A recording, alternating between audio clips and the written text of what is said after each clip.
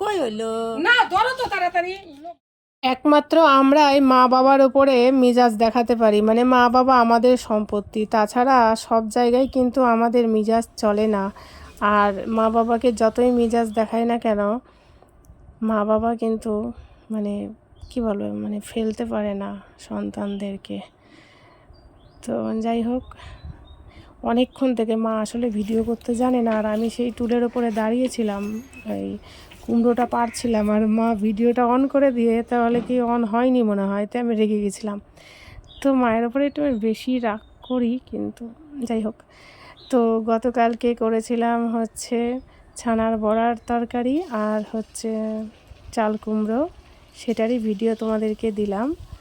আশা করছি ভিডিওটা তোমাদের ভালো লাগবে, তো দেখতে থাকো। কিছুই না, ছানাটাকে একটু আমি যখন মেখেছিলাম তখন একটু হালকা ময়দা আর নুন আর হলুদ দিয়েছিলাম, নাহলে তো কালারটা হবেই না।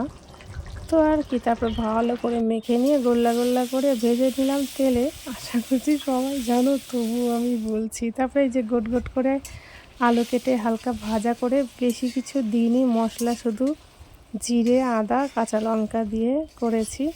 আর এই দেখো, আমরা কিন্তু ভীষণই কম তেল খাই, দেখতেই পাচ্ছ। আর আজকেও কিন্তু আমি লোহার কড়াই, কারণ প্রত্যেকটা দিনই লোহার কড়াই করছি, সব দিন হয়তো ভিডিও করতে পারি না, তোমাদেরকে দেখাতে পারি না। তবে ছানার রান্নাটা কিন্তু কালকে হেভি হয়েছিল, মানে আমার ছেলে যে খায় না, ওও কালকে খেয়েছে। তারপরেই কিন্তু আমি চাল কুমড়োটাকেও করেছি।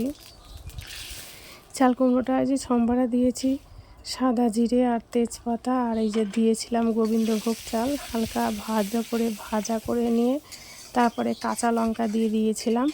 আর কিন্তু আমি চাল কুমড়োতে কিছু দিইনি, শুধু আমার একটা ভাজা মশলা বানানো আছে, যেটার মধ্যে আছে দারচিনি, এলাচ, আর আছে হচ্ছে সাদা জিরে, হালকা করে ভেজে নিয়ে সেটা আমি ভিজে রাখি। ওটা হচ্ছে পাঁচমিশালিতে বলো, যে কোনো নিরামিষ তরকারিতে দিলে, এই যে দেখো প্লাস্টিকে মুড়ে রেখেছি যাতে গন্ধটা বেরিয়ে না যায়, কারণ আমার কাছে কিন্তু কৌটোর অভাব নাই, কিন্তু তবুও প্লাস্টিকে বেঁধে রেখেছি, এতে গন্ধ যায় না। জানি প্লাস্টিকের জিনিস খাওয়াটা উচিত না, কিন্তু আমরা তো এখন প্লাস্টিকের জিনিস কি চাই কি, সব কিছুতেই খাচ্ছি।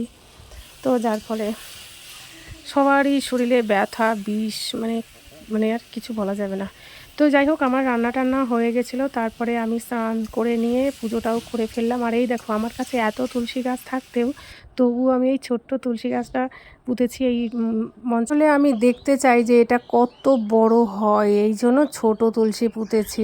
আর যেটা আগে দেখলে ওটা হচ্ছে আমার অনেক পুরনো, প্রায় 3 বছর পুরনো তুলসী গাছ, তাই আর সেটাকে আমি সরাইনি, ওটাই